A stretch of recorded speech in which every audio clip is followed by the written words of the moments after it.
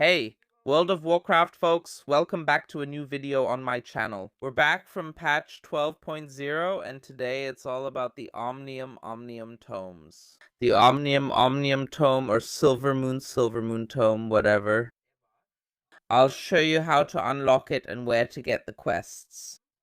Actually, those were some questions we've received, although it's actually not that difficult now, and I'll tell you how you can upgrade that thing in the coming weeks, where the thing stands, which talents are probably better at first, and so on and so forth. That's where we'll start.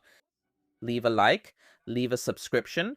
We want to hit 38,000, and feel free to check out my second or now third channel, Gizax. We're now actively uploading videos about other games there, FIFA, iRacing, and other stuff. So if you want to see how I get upset in other games, feel free to check it out, so you've seen it. You can find this quest at coordinates 4852, and it's called the Call of the Magister. The whole thing will then lead you here to the Thalassian University. And the quest line consists of, well, almost 10 quests. A little less around that number. We won't play through all the quests here at this point. I don't think we necessarily need to do that, but we'll look at the most important points. Among other things, you'll learn through this quest where the Omnium Foliant is located. You'll see it right here. We're making our way in here. Now we'll be sent further along, and you can also see it by the number of players standing here. The thing is over here, so roughly here at coordinates 6520 on the Isle of Quel'Danas. Yeah, if you've played the Dungeon Terrace of the Magister a few times, this spot will look familiar to you. So, in the end, right? This is the step where you actually come out of the door here and jump into the library. And, yeah, that's when you start questing here. All in all, it doesn't take forever. Huh? It doesn't take forever, but plan for, I don't know, 20 minutes, maybe half an hour for the quest lines so you can do them properly. The good thing is, once you're done with everything here, you don't have to do it all over again on your alts. Here's another question that gets asked very often. All the progress here is account bound. So yes, do it once and you never have to touch it again, or something like that, the whole thing. Why am I as a king? Oh, right, those are those stupid books that transform you. So pay attention to that. Here, you can see it here, these effects from the books. If you stand in there, you'll be turned into an animal and won't be able to attack these mobs. That's why we won't get the kill progress here either. That's somewhat relevant. On the other hand, if you get turned into a book, then you can fly around up here on the ceiling and click on the other books. So if you want to kill these anomalies first, stay away from the books. If you want to clean up the mess in here, then of course click on them.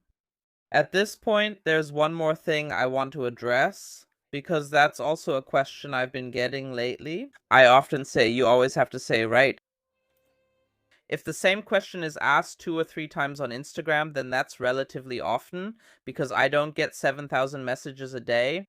But in one of them, it was about, hey, I've completed all the quests here, and now I can't do anything else. What do I have to do? That usually has to do with the fact that at this point you have to break the shield and the shadowy tip. One takes place on the Isle of Quel'Danas, the other is in the Ever Song Forest, and that's actually something that many people overlook, that you still have to travel to the forest for the second part of the quest. Sure, if you look at the quest marker, that usually shouldn't happen to you, but I wouldn't be telling you this if this question hadn't been asked once or twice. And that's why, yeah, let's just address it here. Where is this thing now? God, one below, right? Yeah, one below. I hate these buildings where I never really know where you're supposed to enter. What? No, there it is. Okay. Remember here you can also choose to diffuse things yourself. Um, then you have to do this tiny little mini game here where you untangle these threads. So you basically swap the points with each other and then it's all solved. But you can also say, no, that's too much for me. I don't want to do that. Then Magister Romath will remove the things automatically. But as you just saw, it takes 25 seconds until it's finished. So in the meantime, we've completed all the quests. I mean, the 2 that were given out. We're now returning to the Omnium, and now the only step left is the one that was a bit bugged for many US players on Tuesday. We'll just skip the cutscene here at this point. If you're interested, watch it yourself. That's not what we're here for. And now we have this Search for Knowledge Week 1 here. So now the Omnium is unlocked. Now we have to earn these Omnium research particles here. And that's what you have to do every week now. So in the end, you have to earn a particle every week through quest lines. We'll get to the individual talents in a moment. Here's the point. In week 2, you have to collect particles from the ritual sites.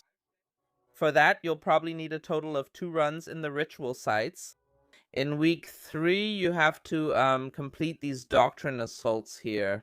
In weeks 4 and 5, it will eventually lead you to these new planets, Val and Nightall. And then you have to, well, in week 4, first collect a particle from a dungeon end boss, or a deep end boss. And in week 4, or rather, in week 5, defeat the world boss on these planets and complete 3 world quests. Then you've completed the whole thing. All in all, about the talents. In week 1, it currently looks like you'll be playing this Rune of Unleashed Fire. Sounds like this will give a bit more damage. The only exception are probably pet classes and healers. So healers go for the orbs. Just like, for example, Unholy Decays, Hunters, Warlocks, whatever.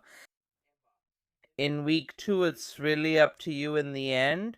There's not really a true BIS talent there. Because you either get an absorb shield, self-healing, or movement speed. So as a tank, I would recommend the absorb shield. For everyone else, the healing. And I think the movement speed is really, really bad, because it triggers every time you take damage. And yeah, so it might activate at the wrong time. But as you can see in this menu up top, you can move the points around whenever you want. Your week 3 choice is locked in. In week 4, there are secondary stats. Just take whatever is best for you. And in week 5, it sounded like it doesn't really matter what you choose. I think most people took this one where it's increased by 100. However, I'd say let's wait a bit and see what the simulations say. But for week 1, you can already note that in most cases, if you can ensure good uptime, take the fire. Otherwise, pet classes. And I don't know.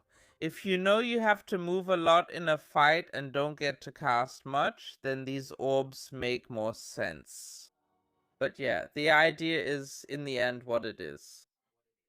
With that said, thank you so much for watching. I hope this whole thing helped you at least a little bit. If so, as I said, feel free to leave a like, subscribe, and also check out the second channel, link in the video description. And with that, thanks for watching, see you in the next video, and take care.